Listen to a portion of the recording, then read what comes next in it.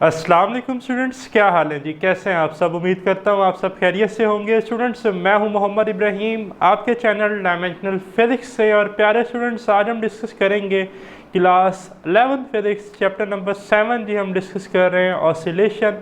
Topic है students हमारे पास phase. पहली बात तो ये आप ये लिख लें या अपने माइंड में जहन नशी कर लें कि ये इंतहाई आसान टॉपिक है। ठीक है जी। फेज़ एक बड़ा ही सिंपल कंसेप्ट, बड़ा ही आसान कंसेप्ट। ठीक है, वीडियो को आपने जो है तहम्मुल से तसल्ली के साथ सुनना है। फेज़ की जो भी आपके साथ इश्यूज़ हैं, प्रॉब्लम्स हैं, वो सारी की सारी सॉल्व हो जानी है। ठीक, तो फेज़ होता क्या है स्टूडेंट्स? फेज़ एक ऐसा एंगल है जो हमें किसी भी पार्टिकल की डिस्प्लेसमेंट बताता है और उसकी डायरेक्शन बताता है जो सिंपल हार्मोनिक मोशन परफॉर्म कर रहा हूँ। ठीक है, और अगर हम थोड़ा सा ओवरव्यू करें चैप्टर नंबर 7, ठीक है जी, ऑसिलेशंस का, जिसमें हमने यूसीएम और एसएचएम को कोरिलेट किया था, सिंक्रोनाइज किया था, सिंपल हार्मोनिक मोशन को और यूनिफॉर्म सर्कुलर मोशन को। तो वहाँ पर हमने एक फार्मूला पढ़ा था इंस्टेंटेनियस डिस्प्लेसमेंट का। इधर मैं लिख भी देता हूँ अगर आपको रिजल्ट याद हो। x is equal to x not sine theta. बच्चों, इस फार्मूले में जो थीटा है इसे ही हम फेज़ कहते हैं। अब ये फेज़ क्या है अभी जानते हैं, लेकिन पहले ज़रा इधर इस फार्मूले पर देखें। तो x क्या है बच्चों? Instantaneous displacement. x नॉट क्या है? Maximum value of displacement from either side of it mean position, जिसे कहते हैं एम्पलीट्यूड। बच्चों, एम्पलीट्यूड नहीं चेंज होता, फिक्स वैल्यू है। ठीक है, अगर कोई point P along diameter SHM perform कर रहा है और एक और पॉइंट, लेट्स से कोई और पॉइंट जो है वो सर्कुलर मोशन परफॉर्म कर रहा है, ठीक है, तो ये जो एक्स नॉट है ये उस सर्कुलर मोशन जो परफॉर्म कर रहा है पॉइंट, उसका रेडियस है, तो ये चेंज नहीं होगा। तो इसका मतलब है कि ये इंस्टेंटेनियस डिस्प्लेसमेंट एक्स तब ही चेंज हो सकता है जब ये वाला फैक्टर चेंज होगा, जब इसमें कोई ना कोई चेंज आएगी। ठीक है जी, तो ये चेंज तब होगा जब ये थीटा चेंज होगा। ठीक है जी। अब इस थीटा को ज़रा पहले तो देख लें कि ये थीटा था क्या। तो देखें, अगर ये हमारे पास यूसीएम और सर्कुलर मोशन की हम डायग्राम कंसीडर कर लें जी। यहाँ पर ये अलोंग डायमीटर, ठीक है जी, एक पॉइंट था जिसको हम एन पॉइंट लिखते थे नॉर्मल, ठीक है जी, प्रोजेक्शन जिसकी हम ड्रा करते थे। ठीक, और यहीं पर जो है एक पॉइंट पी जो है वो सर्कुलर मोशन परफॉर्म कर रहा है। ठीक है, अब जो हम कहते हैं प्रोजेक्शन अक्स साया, एक्चुअली में ये जो पी पॉइंट है इसका साया इधर है। ठीक है, जहाँ जहाँ पर मैं ये रेड डॉट ड्रा कर रहा हूँ, जब ये पी पॉइंट यहाँ पर पहुँचेगा, ठीक है, इस हिस्से में, तो तब ये रेड डॉट इधर आ जाएगा। जब ये पी पॉइंट इधर आएगा तो ये रेड डॉट इधर आ जाएगा। ठीक है, जब ये मीन पर जाएगा तो रेड भी कहाँ आ जाएगा? मीन पर। जब ये एक्सट्रीम पर जाएगा, ठीक है जी, इस हिस्से पर, तो रेड भी कहाँ आ जाएगा? एक्सट्रीम पर। ठीक है, तो ये इसके साथ साथ क्या करेगा? मूव करेगा। ठीक है, ये हम सारा जो है लिंक आपको डिस्क्रिप्शन में मिल जाएगा, एसएचएम एंड यूसीएम में डिस्कस करके आए हैं। अब इस डायग्राम को बनाने का पर्पस ये है कि ये जो पॉइंट P है ये ओरिजिन से जो एंगल बनाता था वो होता था थीटा। ठीक है जी, और इसी थीटा को हम कहते थे फेज। ठीक है, और इस थीटा को हम लिखते थे theta is equal to omega T. सही। अब इस केस में ये एंगल थीटा है। मान लें कि ये P पॉइंट यहाँ पर था शुरू में, जब ये P पॉइंट इधर था, ठीक है जी, तो ये तो क्या था? एक्स एक्सिस के पैरेलल, तो तब ये थीटा कितना था? 0। फेस कितना था? 0। तो हम ये कह सकते थे कि अगर मुझे सिर्फ थीटा के बारे में पता हो कि थीटा 0 डिग्री पर है, तो मैं कह दूंगा कि जो पार्टिकल प्रोजेक्शन पॉइंट N जो है ये मीन पर होगा। क्या होगा? मीन पर। और ये फार्मूला यूज़ करके मैं ये भी बता देता हूँ कि इंस्टेंटेनियस डिस्प्लेसमेंट कितना होगा। भाई साइन 0 पे 0 होता है तो एक्स तो 0 होगा, इस रीजन पर एक्स क्या होगा 0।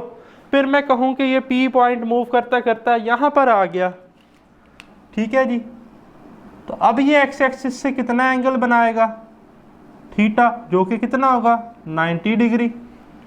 इस फार्मूला के अकॉर्डिंग साइन 91 तो इंस्टेंटेनियस डिस्प्लेसमेंट एम्पलीट्यूड के बराबर आएगा। तो अगर सिर्फ मुझे एंगल पता चल जाए तो मैं एंगल से इंस्टेंटेनियस डिस्प्लेसमेंट और उसकी डायरेक्शन दोनों बता सकता हूँ, ठीक है। 90 के केस में मैं कहूँगा पार्टिकल पॉजिटिव एक्सट्रीम पर है, अपर एक्सट्रीम पर है, ठीक है जी। और डिस्प्लेसमेंट जो है वो आप देख लें कि इस वक्त जो है उसका मीन पोजीशन से, ठीक है, ओरिजिन से कितना बनता है ये भी हम कैलकुलेट कर लेंगे, जो इसका रेडियस होगा सर्कल का, ठीक। इसी तरह अगर ये 3π/2 पर आ जाएगा तो मैं कहूँगा कि ये नेगेटिव एक्सट्रीम पर है, बॉटम एक्सट्रीम पर है। फिर अगेन जो है 2π पर आएगा तो मैं कहूँगा कि ये दोबारा मीन पर आ गया है। तो हम एक फेज एंगल से दो इंफॉर्मेशन कैलकुलेट कर सकते हैं, कौन कौन सी, डिस्प्लेसमेंट और डायरेक्शन। तो अब डेफिनेशन आपको अच्छे से अंडरस्टैंड हो जाएगी कि the angle theta which is equal to omega t which give the displacement, ठीक है, as well as the direction of motion of a point executing simple harmonic motion। Students वो एंगल जो हमें डिस्प्लेसमेंट भी बताए और डिस्प्लेसमेंट के साथ साथ हमें direction of motion of particle भी बताए जो सिंपल हार्मोनिक मोशन परफॉर्म कर रहा है, ठीक है। अब जैसा कि इस डायग्राम में ये जो नॉर्मल था एन पॉइंट, ये along diameter simple harmonic motion perform कर रहा है और पी जो है ये सर्कुलर मोशन परफॉर्म कर रहा है, ओके। तो एक और डेफिनेशन भी है इसकी, the angle which determine the state of motion of vibrating point is called phase. वो एंगल जो हमें स्टेट बताए किसकी, उस वाइब्रेटिंग पॉइंट की, ठीक है जी, जो मीन पोजीशन के अलॉन्ग वाइब्रेट कर रहा है या सिंपल हार्मोनिक मोशन परफॉर्म कर रहा है, उस एंगल को हम फेज कहते हैं, ठीक है जी। तो अब वो मैंने आपको बता दिया कि इंस्टेंटेनियस डिस्प्लेसमेंट क्या थी, x is equal to x0, ठीक है जी, sine theta, theta is equal to omega t। अब इस इक्वेशन को देखें, displacement in term of phase, x is equal to x0 sine omega t। भाई यहाँ तक तो बात ठीक थी, ये फाई कहाँ से आ गया, ये क्या चीज़ है। तो स्टूडेंट बात को ज़रा गौर से सुनना है और समझना है। अब आप सपोज करें कि एक पॉइंट है P, ठीक है, जो इनिशियली पहले कहाँ था O1 पर। जब ये O1 पर था तो ये तो पैरेलल था एक्स एक्सिस के, तो इसका फेस क्या था 0। अब ये पॉइंट O1 से मूव करता करता कहाँ चला गया P पर, P इनिशियल, और इसका जो फेस था वो था फाई, ठीक है। बट यहाँ पर ये जब P इनिशियल था तो आप नोट कर लें कि तब टाइम क्या था 0। अब आप ये सपोज करें कि अब ये पार्टिकल दोबारा अपनी मोशन स्टार्ट कर रहा है, ये पार्टिकल कहाँ रुका हुआ है P इनिशियल पर, और जब ये मोशन स्टार्ट करता है तो इसे टाइम लगता है T, कितना टाइम लगता है T, यानी कि अब T0 equal to 0 mean T time लगा, ठीक। तो ये जब पॉइंट इनिशियल पोजीशन पर था तो तब ये एक्स एक्सिस के साथ एंगल बना रहा था फाई, टाइम क्या था 0। तो जब टाइम 0 था तो ये एंगल बना रहा था फाई, इस फाई को कहते हैं इनिशियल फेज, मार्क कर लें, पेपर में एमसीक्यू आ सकता है। और जब ये पी पॉइंट इस इनिशियल पोजीशन से यहाँ पर गया तो इसने फर्दर एंगल बनाया ओमेगा टी। तो टोटल जो इसने एंगल बनाया मीन पोजीशन से, ये वाला सारा का सारा, ये ब्लू कलर का, ये तो कहलाएगा फाई प्लस ओमेगा टी। तो इसका जो टोटल फेज बना, जिसे हम थीटा कहते हैं, यहाँ पर लिख भी देता हूँ थीटा, ये किसके बराबर बना ओमेगा टी प्लस फाई के। तो इसलिए स्टूडेंट्स अब हमने इस x is equal to x0 sine theta की जगह क्या लिखा, omega T plus phi, where phi is the initial phase और ओमेगा टी जो उसने फर्दर फेज बनाया, तो टोटल फेज थीटा क्या बन गया ओमेगा टी प्लस फाई।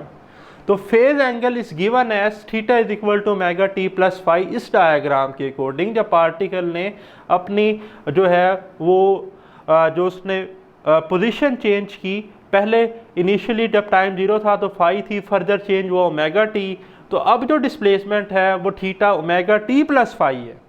ठीक है। और इसमें फाई क्या है, इस फाई को कहते हैं initial phase when time is equal to 0, theta is equal to phi. ठीक है जी, अगर टाइम हमारे पास क्या था 0, तो इस केस में ये रेड कलर का जो फाई है, तब जब मैं कहता इसमें कितना जो है फेज है, तो तब फेज किसके बराबर था, सिर्फ फाई के बराबर। तो theta is equal to phi for initial phase when time is equal to 0। और अगर if the initial phase is at 90, अगर इनिशियल फेज हो 90 पर, अब ये बात ज़रा गौर से सुननी है, समझनी है कि पार्टिकल था O1 पर, O1 से चला गया इस पॉइंट P पर, ठीक है, और P इनिशियल मीन के इनिशियल फेज कितना है फाई 90, एक्चुअली में ये 90 डिग्री क्या है फाई। अब पार्टिकल एक्सट्रीम से अपनी जो है वो फर्दर डिस्प्लेसमेंट कवर कर रहा है, कितनी ओमेगा टी। तो अगर मैं आपसे पूछूं कि भाई इसका फेज कितना बनेगा, तो फेज तो यहीं से कैलकुलेट करेंगे ना एक्स एक्सिस से, तो ये एंगल टोटल कितना बनेगा भाई, ये हमारे पास बनेगा ओमेगा टी प्लस 90 डिग्री जब पार्टिकल अपनी पोजीशन एक्सट्रीम से स्टार्ट करे। तो इसका फेज क्या होगा ओमेगा टी प्लस 90। तो इसलिए यहाँ पर मैंने लिखा है कि if initial phase is at 90 degree, phi is equal to 90, then x is equal to x naught, equation क्या थी, x is equal to x not sine omega T plus phi. अब फाई 90 पर है तो यहाँ पर आएगा 90 डिग्री, ठीक है। और ये मैथ में हम ट्रिग्नोमेट्रिक फंक्शन में ये पढ़ते हैं कि साइन में थीटा में यानी कि अगर 90 ऐड हो रहा है या सब्ट्रैक्ट हो रहा है तो वो कॉज में कन्वर्ट हो जाता है। तो x is equal to x naught cos omega T.